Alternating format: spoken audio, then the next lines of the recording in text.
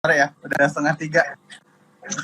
Gila, udah setengah tiga, yuk kita jalan. Jadi, halo friends dimanapun kalian berada. Ya, langsung mulai aja ya Pak ya, kita mulai. Mungkin takut kesorean. Ya. Oke. Ini tadi udah banyak banget Pak, dari Makassar aku lihat, dari Tuban, dari Rokan udah pada hadir, dari Medan juga Pak. Ya, jadi aku say-hello dulu. Betul, aku say-hello dulu sama friends semuanya. Senang sekali hari ini kita ketemu lagi di dalam acara kita yang kita sebut sebagai serial Millennial CSR. Ini Ndri, jadi sebetulnya kita punya banyak yang akan menjadi moderator hari ini, dan spesial sebetulnya ada, tadi aku bilang Dimas, one of our young stars, kalau aku bilang ya, dari kita yang kita ajak ke tempatnya kita untuk join sesuai dengan tema kita hari ini, yaitu Millennial CSR. Tetapi karena kemudian ada apa namanya gangguan, yang nggak kalah muda juga, kita berdua sebenarnya masih muda loh, nggak kalah mudanya sama kalian. Ada Mas Andri yang akan bareng kita sore hari ini. Jadi PF Friends, ini kita buka aja ya. Jadi idenya adalah kita ingin banget nih, jadi Pertamina Foundation ini kan berjalannya waktu kita akan semakin sibuk, akan semakin beragam aktivitas. Dan yang paling penting adalah sebetulnya kita kepingin punya insight, kepingin sesuatu yang kita jadikan sebagai forum komunikasi kita. Artinya Foundation, dalam konteks ini Pertamina Foundation, ingin banget memberikan insight kepada teman-teman atau friend di sini, dan sebetulnya akan lebih luas lagi. Nantinya ke areanya adalah anak muda di seluruh Indonesia, gitu kan? Apa yang akan insight kita berikan dalam konteks inilah kemudian, karena perjalanan kita ke depan akan sangat dihiasi atau akan sangat dikuatkan atau sangat diwarnai dengan kegiatan-kegiatan sosial kita. Kita awali dengan prestasi, kita punya beasiswa, kemudian kita segera meluncur adalah PFK yang terkait dengan research energi terbarukan. Kemudian kita akan kembali lagi ketemu dengan konteksnya PFpreneurs, terutama dengan wanita-wanita ataupun perempuan muda entrepreneurs nantinya. Kemudian kita punya PF muda terkait dengan kegiatan nantinya sosial oleh anak-anak muda, which is semuanya itu is quite challenging untuk kalian semuanya untuk nantinya bisa sangat berpartisipasi. Ya, betul. However, my point adalah Andri dan teman-teman muda semuanya, yang kita sangat pingin memberikan insight kepada kalian adalah value behind itu semuanya. Value bahwa kami akan memberikan insight terkait dengan value CSR, bahwa kalian sebagai yang muda yang mesti berprestasi, begitu, yang muda yang mesti harus peduli, begitu kan. Jadi kalau bayangkan kalau kita sekarang ini banyak sekali terekspos bagaimana pengusaha muda startup misalnya, atau bagaimana kita punya let's say bicara ukurannya seringkali memang very materialism. Jadi sangat materialistik dan keberhasilan secara material, secara duniawi itu, bahwa kalian anak muda sudah menghasilkan sesuatu. Nah, ini challenge-nya adalah dalam konteks ini, ada di mana itu posisi CSR muda? Ada di mana itu kalian itu anak-anak muda yang juga bukan tidak mungkin sebetulnya yang saya harapkan adalah kita akan punya anak-anak muda yang sangat punya kepedulian sosial, yang sangat tinggi social awareness-nya tadi, yang kemudian nantinya perlahan tapi pasti itu akan semakin memunculkan apa yang kita sebut sebagai inovasi sosial atau socialpreneurs di situ, di mana semuanya itu berasal dari kalian anak-anak muda, dalam hal ini adalah friends. Itu poinnya Andri. Jadi insight yang kita berikan dari Pertamina Foundation sebetulnya arahnya adalah akan memberikan bekal kepada anak muda khususnya Friends dan teman-teman anak muda yang lainnya, untuk punya yang namanya bekal untuk mengembangkan jiwa sosial mereka. Jadi aku pinginnya kalian semua Friends itu adalah kalian itu seseorang yang punya soul. Jadi kalau kita bicara soul itu jangan sampai soulless, nggak punya jiwa sosial gitu kan. Jiwanya itu nggak punya jiwa. Ini kan yang banyak adalah ketika terjadi kayak di kota besar ataupun trennya sekarang ini adalah mereka mencari jiwa mereka ketika mereka kaya raya, apakah itu mereka secara financially sudah sangat mapan misalnya, ataukah mereka terkenal misalnya, ataukah karena mereka kemudian punya posisi bagus misalnya, barulah mereka itu kemudian kind of berbondong-bondong atau kemudian mengalokasikan duitnya mereka itu untuk doing social activities di situ. Nah, aku ini kepingin kebalik nih.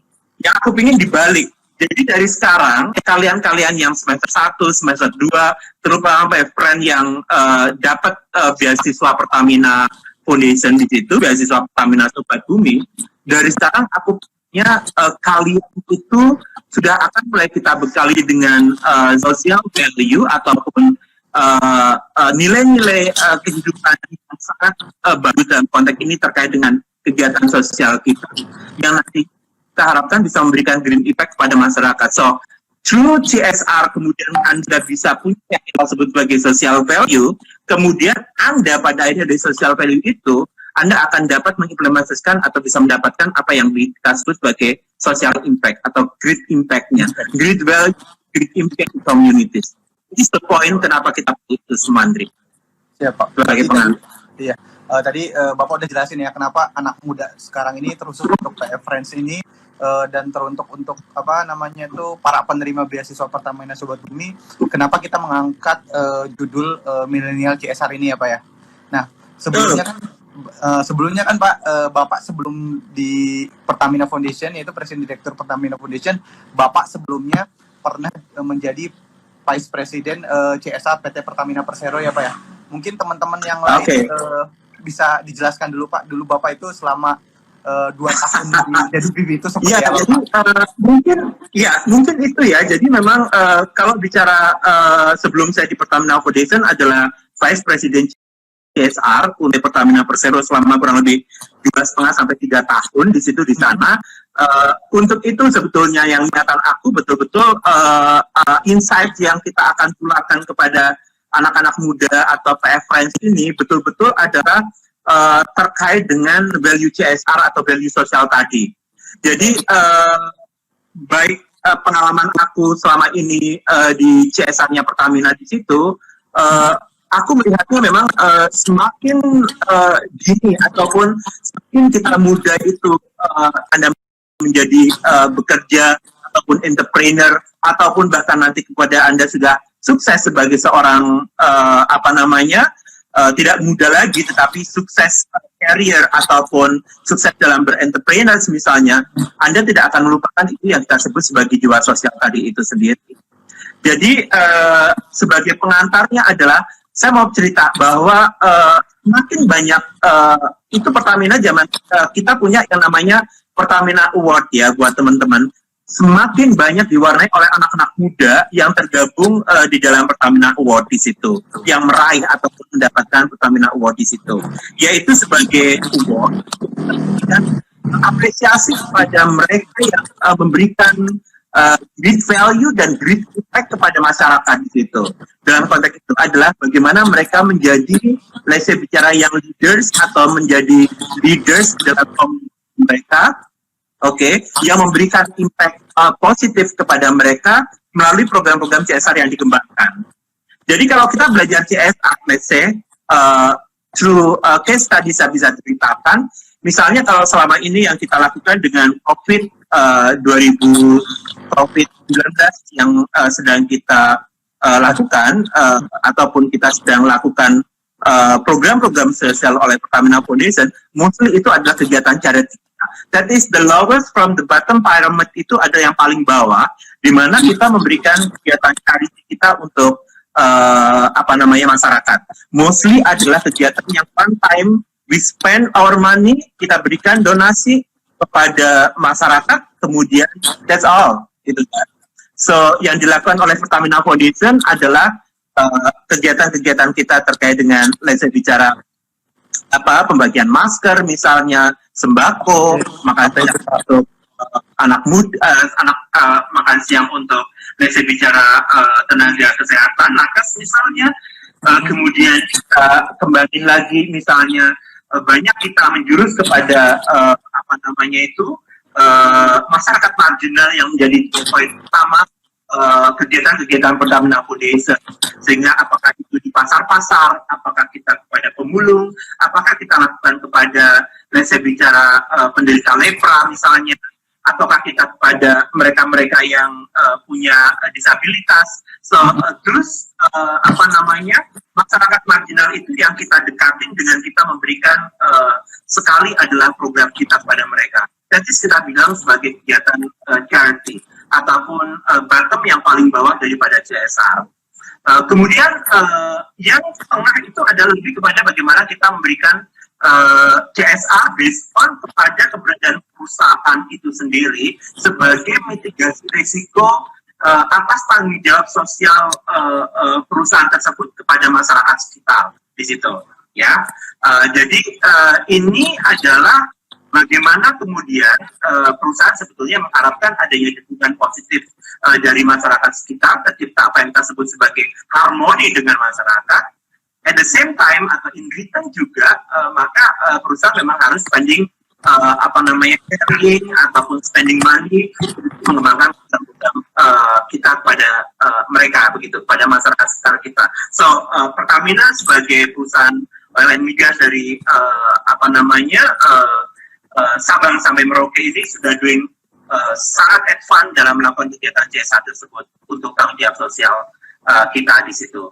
Kemudian yang ketiga adalah lalu yang paling tinggi ilmu kita CSR adalah terkait dengan kita sebutkan bahwa CSR sebagai creating their value, memberikan nilai lebih, bahwa kita memberikan CSR itu sekaligus memberikan nilai lebih kita kepada perusahaan. Jadi kita nggak ada hanya cuman spending uang kita kepada masyarakat, tetapi kita punya harapan bahwa sekembalinya kita memberikan investasi sosial kita kepada masyarakat, maka masyarakat juga akan mendukung kita, dalam artian adalah bisa memakai produk kita, membeli produk kita di situ kan, sehingga dalam konteks perusahaan, perkembangan perusahaan itu bisa dijaga atau dipelihara berkat daripada kegiatan CSR tersebut. Itu tiga area yang biasanya ataupun implementasi ataupun kegiatan CSR perusahaan. Nah, teman-teman TF Friends inilah yang nantinya kita garap ke sana. Jadi tidak masalah ketika kita bicara great value, great impact-nya masih strata atau kecil, itu nggak masalah. Tetapi kita akan melalui kita lakukan Pertamina Foundation Insight seperti hari ini yang kita lakukan, which is kita harapkan akan terus berlanjut secara berseri di situ, Andri. Maka teman-teman reference itu kita harapkan akan terus berkembang di situ. Nah, saya bicara nanti kita bahas ketika aksi sosial yang akan kita lakukan nantinya. Kemudian mungkin akan sifatnya masih akan sangat sifatnya aksi sosial itu yang bersifat charity, but then kemudian kita akan arahkan, kemudian kita kembangin aksi sosial awal tersebut menjadi lebih berkembang untuk hal-hal yang sifatnya pada akhirnya kita akan punya yang paling penting adalah great value, great impact. Bagaimana kemudian aksi sosial tersebut membesar dan kemudian dari sisi value itu akan semakin besar dan impact-nya itu juga akan semakin luas di sana. Maksudnya adalah aspek sustainability itu nantinya akan jadi isu yang akan kita kembangkan. Aspek sustainability yang kita akan kasih kepada teman-teman friends ataupun teman-teman yang pemuda ataupun anak muda sekalian di situ, nantinya akan punya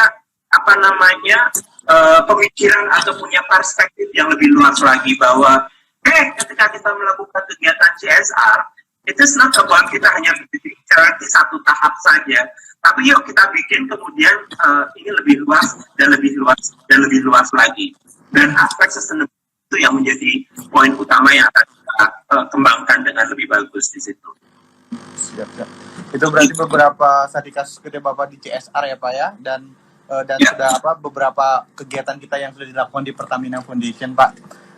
Mungkin sebenarnya pengen ditanya juga sih Pak teman-teman itu, kayak yang tadi beberapa pertanyaan juga, apa sih itu CSR, terus apakah setiap perusahaan itu harus mempunyai CSR Pak di Indonesia itu, dan yang apa ya, yang paling bisa berkontribusi bagi anak-anak muda sekarang itu apa aja sih Pak? Oke, saya berikan ilustrasi teman-teman semuanya ya. Salah satu, bahkan aku bisa cerita mungkin 3.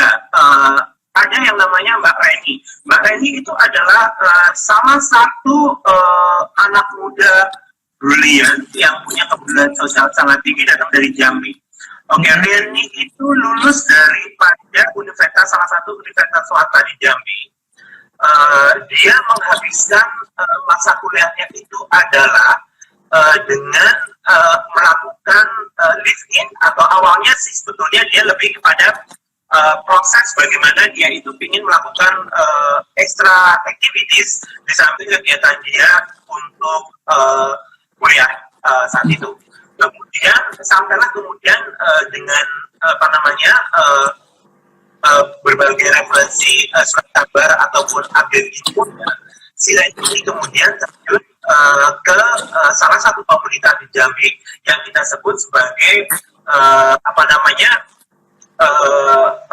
kampung apa itu yang kita sebut sebagai anak dalam, bukan Bu, Pak? Anak dalam, suku anak dalam, yes. Ya, suku anak dalam.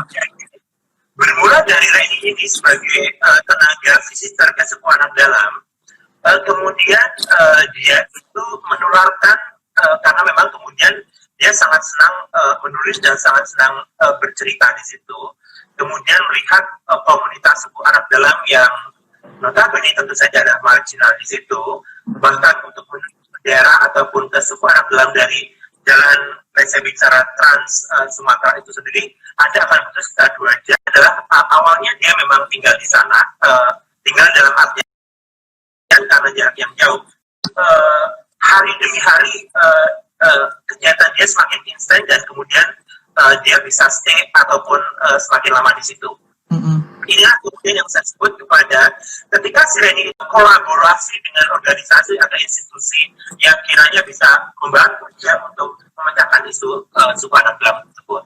Dalam konteks itulah kemudian kita masuk Pertamina, dalam konteks itu anak perusahaan Pertamina Jambi Merak, sebagai kolaborator atau sebagai partner daripada Mbak Reni itu, untuk bersama-sama kita adalah apa yang kita sebut sebagai mendevelop ataupun kita melakukan kegiatan bangun sosial ataupun CSR sosial kita kepada masyarakat suku anak dalam. Oke, dari situlah kemudian yang kita lakukan, Reni dan Pertamina itulah kemudian kita develop itu suku anak dalam. Dari identifikasi sosial yang kita dapatkan, misalnya kita temukan itu adalah awalnya adalah concern kita adalah pendidikan anak-anak yang sangat sama sekali tidak punya akses pendidikan. Kemudian kita akan punya isu berikutnya, misalnya itu adalah isu mengenai ekonomi misalnya.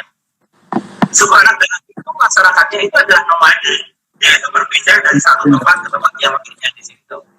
Oke, dan ketika nomaden itu, maka kemudian apa namanya yang kita coba educate mereka bersama-sama tentunya adalah bagaimana dia itu kemudian kita bawa untuk menjadi masyarakat yang menetap di situ. Oke, kita ajarkan mereka karena dia tinggal kampungnya itu ada di sepanjang bantaran sungai, maka kita pastikan adalah bagaimana kita bisa mencukupi airnya mereka itu bisa lebih bersih dengan menggunakan air di mana mereka hidup di situ. Kemudian yang jauh lebih penting lagi adalah yang pertama itu adalah bagaimana kita membantu mereka itu mensecure mengenai tanahnya mereka, untuk kita sebut sebagai tanah nomaden itu. Jadi yang paling penting untuk mereka tidak nomaden tentunya kan mereka butuh komunitas di situ kan, butuh tanah dan sebagainya. Nah kita bantu juga mereka itu ada mendapatkan akses kepada apa namanya pemerintah daerah di situ untuk mendapatkan secure lokasi di mana mereka tinggal sekarang ini, agar mereka itu tidak kemudian tidak berpindah di sana. Nah peran Reni ini menjadi sangat sentral dari semulanya, yang dia bilang adalah dia datang pergi hanya betul-betul karena niatan dia untuk mendidik atau apa namanya mengedukasi anak-anak tersebut. Oke. Kemudian ketika bertemu dengan Pertamina, kolaborasi itu kemudian melebar. dengan Reni tetap sebagai seorang leader di situ, anak muda yang kembali terjun di situ. Bahkan kemudian tidak hanya berkunjung 2 atau 3 hari, tapi kemudian dia juga datang di situ, kemudian live in. Bahkan saya bicara live in adalah setiap sebulan sekali baru dia itu kembali ke Jambi misalnya di situ. Untuk memastikan bahwa baik itu program pendidikannya dia, program air bersihnya dengan Pertamina ke masyarakat, program kemudian bagaimana kita memastikan security daripada land itu bisa berjalan dengan bagus. That is the idea bagaimana kemudian kita melihat anak muda ini kalau punya, kita nanti bahas dong milenial karakteristiknya seperti apa kan. Jadi terobosan atau pemikiran semacam itu dari anak muda tentunya akan sangat-sangat diperlukan ke depannya. Bahwa saya semakin confident atau saya punya pemikiran kenapa Pertamina Foundation Insight ini kita perlu lakukan secara reguler, terutama fokus di area CSR, karena dari situ aku betul-betul punya confidence bahwa kalau CSR ini bisa datang dari anak-anak muda seperti Pak Friends, bahwa CSR dilakukan oleh mereka-mereka dari sangat muda di situ, ini tidak hanya kita bicara adalah hatinya, tidak bicara hati saja. Hati tentu saja menjadi penting, tetapi anak muda yang punya pemikiran sangat fresh, inovatif, kemudian juga semangatnya nggak kalah gitu kan. Itu kalau dari awal itu saya pikir itu akan impact-nya tadi yang saya bilang itu akan luar biasa. Sehingga Reni yang kali ini kita punya itu akan banyak lagi Reni yang lain. Teman-teman tahu tidak, Reni karena age-nya ini dia, karena kemampuan dia untuk menjadi anak muda, pelopor, inovator, dan kemudian terjun langsung di masyarakat tersebut, dia mendapat beasiswa LPDP untuk bersekolah di University of Melbourne. Dia sekarang sedang mendapatkan beasiswa LPDP di University of Melbourne. Ini salah satunya clear karena dia itu sangat mampu untuk bisa menunjukkan achievement yang ada di area CSR. Betul. Kemudian aku juga punya cerita lagi bahwa Zir misalnya itu adalah salah satu anak muda dari Aceh, teman-teman ya, anak muda dari Aceh yang dia itu kecintaannya pada kopi. Jadi kecintaannya dia pada kopi dari situ adalah dia bisa memulai bisnisnya dari small business kopinya. Kemudian dari situ dia tarik ke belakang, dia bawa itu pelajari itu industri kopi dari hulu sampai hilirnya. Oke, dari hulu sampai hilirnya, kemudian dari hulunya dia dekati itu kemudian masyarakat taninya kopi. Bagaimana dia mendevelop petani kopi di sana itu untuk kemudian itu para petani ini punya kemampuan mengelola tanahnya dia untuk bertanam kopi secara bagus, secara profesional, dengan dia tentunya bantuan daripada tenaga-tenaga ahli yang bisa kemudian memberikan kind of capacity building untuk bagaimana kemudian kita bisa mengoptimalkan pertanian ataupun bertani kopi tersebut, sehingga masyarakat itu bisa punya kemampuan kemajuan berpikir ataupun bahkan punya ilmu baru tentang bagaimana bertani kopi. Dari hasilnya itu sendiri kemudian si Bawasir ini bisa kemudian mengkolek hasilnya kopi tersebut, tentu saja dengan harga kembali lagi yang harga pasar, ataupun bahkan yang paling penting adalah stability of the price of kopi itu sendiri, dia bisa pertahankan di situ, sehingga kemudian hasil kopi bisa ditampung, dan Bawasir kemudian sampai kemudian bisa meng-create market atau kita bisa salurkan itu kopi-kopi itu ke saya bicara restoran dia, kemudian bahkan ke ekspor saja. Restoran dalam konteks itu adalah coffee shop yang dia bikin, dan yang paling penting juga adalah bagaimana kemudian kopi yang tadi kemudian didapat dari masyarakat itu diberikan added value dalam bentuk produk kopi yang kemudian diekspor. Nah ini ada cerita lagi. Cerita bagaimana anak muda Bawasir itu adalah untuk mampu dia itu bagaimana dia bisa mengeduket tadi kan masyarakat petani kopi untuk bisa punya kemampuan capacity building yang mumpuni terkait dengan kopi. Tentu saja konteksnya itu adalah Bawasir lagi-lagi bisa berkolaborasi dengan kita Pertamina, kemudian kita bisa memberikan bantuan pada mereka adalah bantuan modal, keuangan, termasuk program CSR kepada mereka, si para petani kopi itu, sehingga kemudian mereka itu mampu menghasilkan kopi yang berkualitas. Bawasir ini sendiri sebagai anak muda kolek kopi tersebut, berikan edit value di tengahnya, kemudian kopi itu sebagai kopi yang berkualitas, kemudian dia bisa ekspor, kemudian dia jual ke kopi shop, dan dia juga punya coffee shopnya dia sendiri di situ. So kind of the impact value-nya itu kemudian akan sangat membesar, sangat besar untuk masyarakat. So this kind of thing, Reni dan Bawasir itu adalah dua contoh real daripada bagaimana Pertamina itu bisa membangun CSR kita itu, baik itu dari sisi right pendidikan, maupun dari sisi entrepreneur, ataupun dari sisi yang lainnya. Kita masih punya beberapa contoh anak-anak muda yang lainnya yang nanti kita bisa share kepada teman-teman semuanya.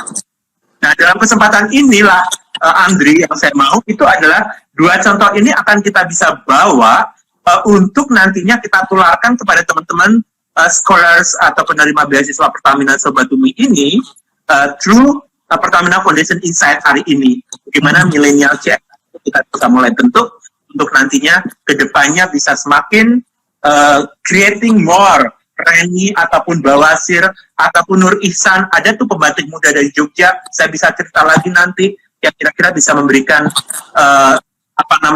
perspektif baru kepada kalian bahwa yes, di dalam keseharian ataupun di universitas, yang utama pasti kalian itu adalah belajar ataupun achieve your target untuk IP ataupun prestasi di sekolah adalah satu hal, tetapi jangan lupa kita punya kegiatan sosial yang mulai kita sosialisasikan kepada kalian semua, mulai kita tanamkan kepada kalian semua untuk kita laksanakan melalui aksi Sobat Bumi, yang nantinya harus Anda bisa lakukan dengan sangat bagus di situ. Gitu, Mas. Iya, Pak. Berarti nanti yang Bapak harapkan itu dalam kegiatan live kayak gini ada Reni dan ada Bawasir yang lainnya, Pak ya. Dan sebenarnya kan kantor kita juga, Pak, dari Aceh sampai Merauke itu mempunyai CSR masing-masing dan mereka punya pendampingan masing-masing ya, Pak ya. Nah, apakah teman-teman ini dari teman-teman kita kan PF itu banyak ya, Pak, ya, dari Sabang sampai Merauke. Apakah bisa langsung, maksudnya itu kayak tadi bagaimana cara untuk teman-teman PF Friends atau scholar itu ke CSR ke Pertamina daerah masing-masing, mau dari MOR atau RU, dari Aceh sampai Papua, itu apakah bisa mendapatkan kesempatan seperti Reni dan Bawasir ataupun Nur Ihsan yang sudah mendapatkan value yang luar biasa gitu?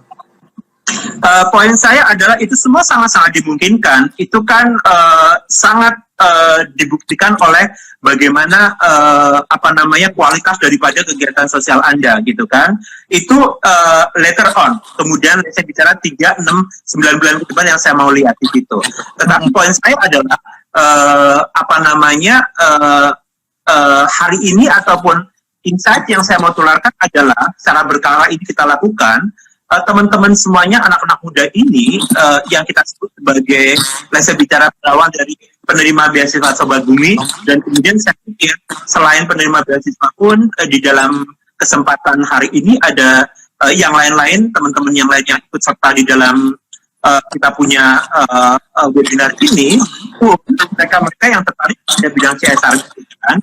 Nah, beruntung bahwa teman-teman Pertamina beasiswa ini nantinya akan punya yang kita sebut sebagai aksi Sobat Bumi kan. That is the first step yang Anda itu sudah akan punya platformnya, atau kita sudah punya medianya untuk Anda mengembangkan diri Anda di situ. Nah, ini yang nantinya kemudian ketika kemudian tadi Reni itu bukan membutuhkan hanya satu kegiatan atau dua kegiatan. So make it your idea ataupun your inisiatif itu adalah implemented. Jadi kita bisa betul-betul bisa melihat bahwa ide CSR kalian itu bisa terimplementasikan mulai dari yang kecil, kemudian itu bisa membesar, atau kita bisa katakan itu sebagai sesuatu yang sudah punya value yang cukup untuk kita bisa usulkan kepada Pertamina, kepada Pertamina Foundation, kepada siapapun. Inilah fungsinya kita punya Pertamina Foundation Insight ini yang sebetulnya tujuannya nantinya demikian, Andri. Bagaimana kemudian anak-anak muda ataupun dalam hal ini adalah kita bicara Pertamina Friends atau PS Friends ataupun anak-anak muda yang lain itu kemudian punya apa namanya, kita bisa menghubungkan Anda semuanya anak-anak muda ini dengan organisasi atau private sectors misalnya di situ. Kalau kita bisa menghubungkan kolaborasi itu bisa terjadi, kan keren banget itu, berawal dari kita mulai dari Pertamina Foundation Insight Millennial CSR, kemudian Anda kembangkan your idea, Anda bisa kembangkan kemudian implementasinya daripada your idea itu semuanya, dan kita sangat bisa memberikan rekomendasi ataupun kemudian muncullah itu dengan Pertamina, dengan anak-anak perusahaan Pertamina ataupun dengan Pertamina Foundation. Ini semuanya itu ditentukan oleh bagaimana kesiapan Anda itu membuat your idea itu betul-betul implemented dan bisa punya value. Oke, mempunyai value dalam artian nantinya ide itu betul-betul punya value yang bisa dikembangkan, yang pada akhirnya bisa punya impact yang besar tadi pada masyarakat. Jadi ya, kesempatannya sangat besar. Justru ini yang kita harapkan nantinya, platform kita ini akan memberikan kesempatan kepada anak muda untuk bisa melakukan kolaborasi dengan teman-teman ataupun dengan private sector atau industri ataupun Pertamina dan anak perusahaannya. Di situ, Anda. Iya Pak, nanti kan ada setengah jam lagi Pak, setengah jam lagi kita bahas Aki Sobat Bumi ya Pak ya. Ini kita coba tanya beberapa pertanyaan dari teman-teman nih Pak, udah banyak nih Pak. Oh, apa nih pertanyaannya? Kita coba baca satu-satu. Iya, banyak nih Pak, dari Firlin, dari Anindya. Pak Agus izin bertanya, apakah dalam program CSR-nya Pertamina bisa berkolaborasi dengan organisasi di bawah payung Universitas Bapak, seperti BEM misalnya, atau hanya bisa dengan komunitas non-formal saja, Pak? Itu dari Firlin. Palembang kalau nggak salah Firlin, Pak. Oke, konteksnya adalah ketika bicara dengan Pertamina Foundation, kita menggunakan, kita punya Sobat Bumi ya. Jadi platformnya kita punya Aksi Sobat Bumi itu jadi platform yang sangat keren buat kita sebagai wacana kolaborasinya kita bersama. Oke, jadi kalau Anda misalnya dapat 4 semester beasiswa 2 tahun, berarti Anda akan punya saya bicara 4 kali kegiatan. 4 kali atau 2 kali, Mas Sandri?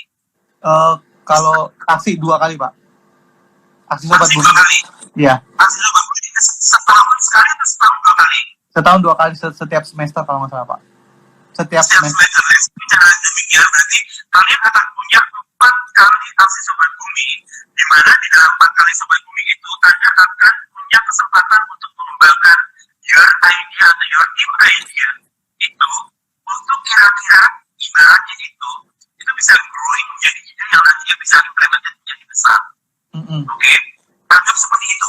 Jadi anggap saja kita punya di Pertamina Foundation itu selama 2 tahun itulah Anda itu harusnya sambil menggodok Anda punya inovasi sosial ataupun pemikiran CSR inisiasi idenya itu bersama-sama teman Anda. Kita dan itu Anda setiap semester itu punya kesempatan mendiskusikan ide-ide kalian itu, mendiskusikan dalam artian tidak hanya kita bicaranya, mungkin kalau nanti di belakang kita ngomongin aksi Sobat Bumi itu, mungkin nanti kita bicaranya adalah satu unit satu ide, tapi di dalam proses itu kan ide sendiri kalian itu kan pastinya bisa saling diskusikan dengan teman-teman kalian di situ kan. So from this point itu pun Anda punya kesempatan untuk menjadikan itu sebagai saya bicara kawasan dan dimulai ide CSR kalian di tempatnya Pertamina Foundation, right?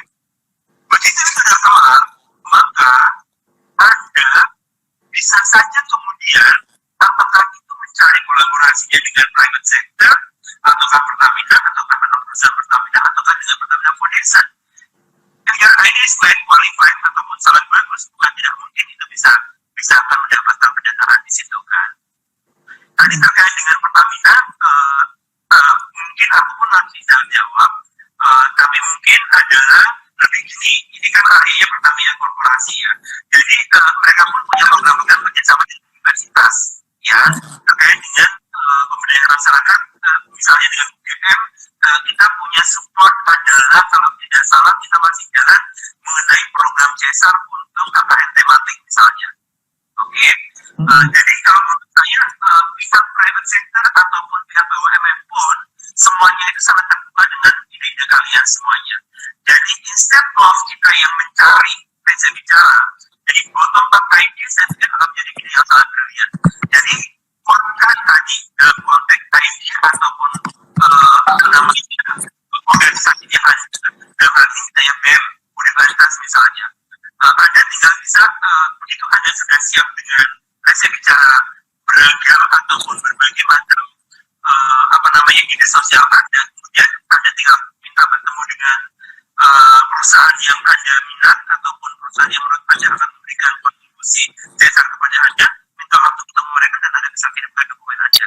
Saya pikir mereka akan sangat terbuka untuk hal tersebut. Dan Uni sangat-sangat diperlukan keberadaannya, terutama hanya Pertamina dan anak perusahaan Pertamina yang berjumlah puluhan itu. Setiap tahun kita akan selalu punya CDS officer yang kita hire untuk membantu operasional CSR kita di lapangan.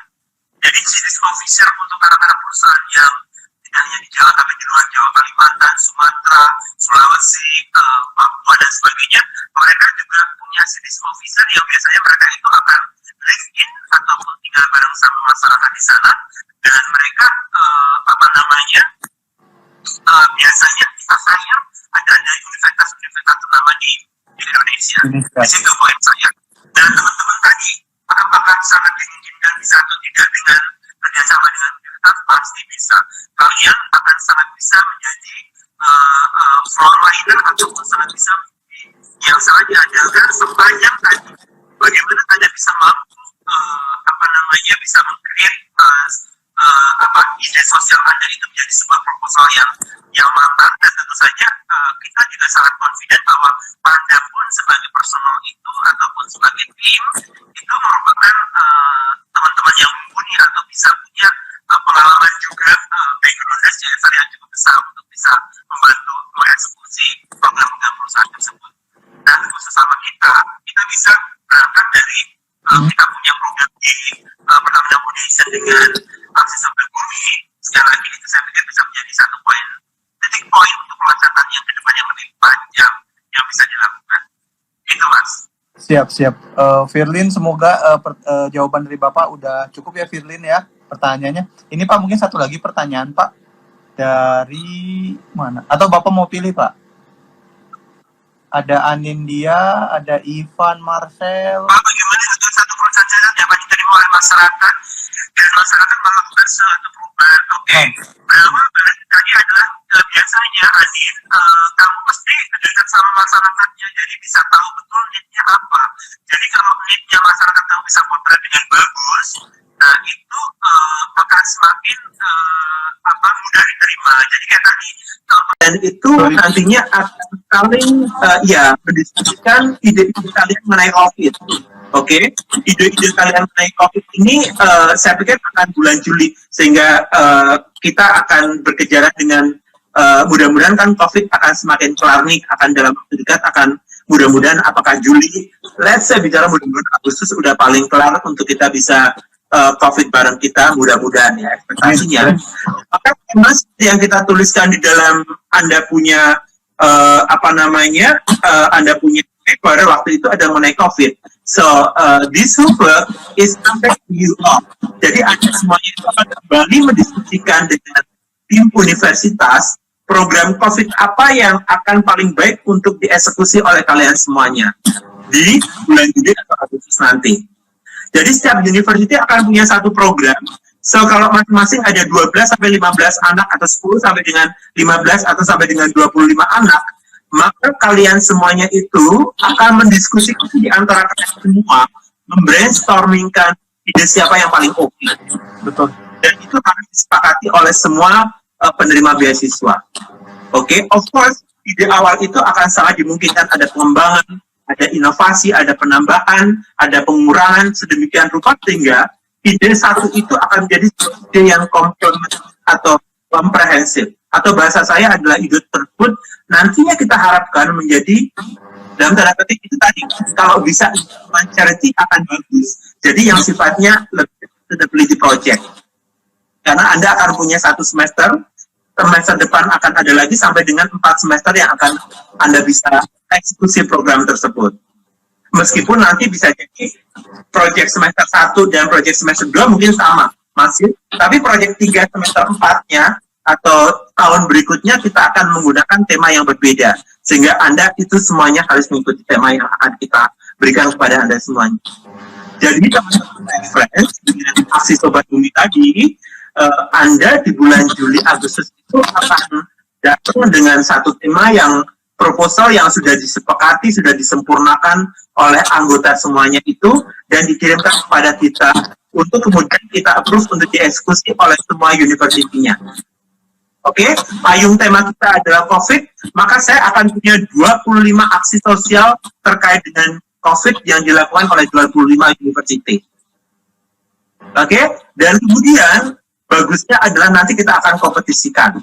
Jadi kita akan tahu nanti di dalam proposal Anda itu akan ada ukuran keberhasilan dari program kalian. Tadi yang saya bilang IKM-nya, indeks kepuasan pelanggan atau indeks kepuasan customers ataupun indeks kepuasannya komunitas atau bagaimana Anda mengukur keberhasilan dari komunitas. So, itu yang nantinya kita harapkan itu akan terjawab sehingga kita akan melihat atau akan menilai atau mengakses bahwa 25 program dari 25 university terkait dengan COVID ini kita akan dapatkan pemenangnya di situ. Berarti setiap universitas, setiap kampus, setiap untuk PF7 atau Pertamina Bintang Pertamina 2020 ini mempunyai kesempatan untuk mengeluarkan ide-idenya Pak ya, tapi dalam satu tema dan tapi untuk kegiatannya nanti serentak atau bagaimana Pak? Ya, jadi kalian itu sudah punya idenya, udah semuanya udah punya. Jadi yang kemarin ada submitted ketika kita minta papers kan, jadi itu yang Anda cari di antara teman-teman kalian. Antara teman-teman kalian itu mendiskusikannya dari 15 anak itu untuk mengerucut menjadi satu ide yang kemudian itu disempurnakan. Anda tambah tulangkan, Anda sempurnakan menjadi sebuah proposal yang sangat keren. Menjadi proposal yang bagus, yang di situ tidak hanya bicara mengenai idenya, tetapi juga kita bicara timeline-nya, kita bicaranya itu mengenai bagaimana mengeksekusi program tersebut. As a project, exactly. Dan nantinya tadi yang saya bilang, jadi nanti dari PF akan memberikan alokasi dana, nggak banyak sih, masing-masing anak itu kalau lebih akan mendapatkan 500.000 untuk mengikuti program itu, sehingga satu tim itu Anda akan punya dana awal, let's say bicara kalau 10 orang berarti 5 juta ya, sekitar 5 juta di situ. Untuk tidak besar, tetapi itu akan menjadi stimulus yang sangat menarik untuk Anda bisa mengeksekusi program tersebut. Berarti dari sekarang PFS7 ini atau teman-teman boleh digarap dari sekarang Pak ya? Esai-esai yang kemarin sudah disampaikan Yes, Anda yang antar di university, same university kan ada koordinatornya tuh, Mas Mbak, koordinator itu yang nanti akan mulai mengumpulkan timnya untuk melakukan brainstorming, menggodok ide siapa yang paling oke, atau campuran ide siapa yang oke. Jadi misalnya 15 orang misalnya ada 5 yang terbagus misalnya, atau 3 yang terbagus, bagaimana 3 itu kita bisa sintasikan atau bisa kita kolaborasikan menjadi ide besar satu yang akan diusulkan untuk dieksekusi di bulan Juli atau Agustus nanti itu. Jadi kita akan punya ide dari 25 university. Ini kan saya kira akan keren sekali. Terus ini Pak, mungkin ada dari pertanyaan teman-teman ini, kalau misalkan mereka sudah mau melakukan aksi Sobat Bumi ini Pak, apakah mereka dalam melakukan aksinya tuh harus sendiri 15 orang itu atau boleh mengajak komunitas atau mengajak teman-teman yang lain untuk melakukan aksi ini Pak? Yang saya bayangkan pastinya ya, ketika Anda mengeksekusi itu pasti akan objeknya akan keluar dong. Anda akan punya identifikasi isunya. Seperti yang tadi saya bilang, bahwa identifikasi isu terhadap ada di mana itu bantuan ataupun ide itu akan diterapkan, itu juga mesti harus ada. Jadi kena ide ataupun proposal Anda itu adalah merupakan jawaban daripada isu sosial di masyarakat. Let's say clear, isu sosialnya adalah pandemi COVID-19. Oke, berarti COVID-19 ketika Anda harus pikirkan, akan Anda implementasikan di daerah mana yang Anda pikir atau Anda bisa petakan sudah merupakan objek ataupun tujuan daripada program tersebut dilakukan. Oke, sehingga kemudian kita bisa tahu bahwa program A akan dilakukan di desa A atau di daerah komunitas B atau di daerah marginal C, sehingga diharapkan dengan diimplementasikan program tersebut, maka dalam sekian waktu of time, gitu kan, isu di program tersebut terkait dengan COVID-19 itu bisa dituntaskan. Misalnya, yang kita bicara adalah hidroponik, program hidroponik untuk perempuan di desa, misalnya di desa A. Kenapa desa A itu dengan pertimbangan atau di desa pemulung di kelurahan ini, misalnya gitu. Biasanya programnya seperti itu. Oke, COVID yang dilakukan itu adalah desa pemulung itu terdampak COVID banget, kemudian dia itu datang dengan melatih mereka untuk melatih hidroponik di daerah pemulung tersebut, mulai menyiapkan tempat, menyiapkan segala macamnya. Kemudian perempuan-perempuan tersebut adalah dilatih di situ. Jadi misalnya bapak-bapaknya memulung, ibu-ibunya juga misalnya tidak memulung, dia bisa melakukan hidroponik tersebut. Sehingga kemudian dia bisa mendapatkan sayur-sayuran ataupun makanan dari situ untuk kemudian bisa memberikan keluarganya.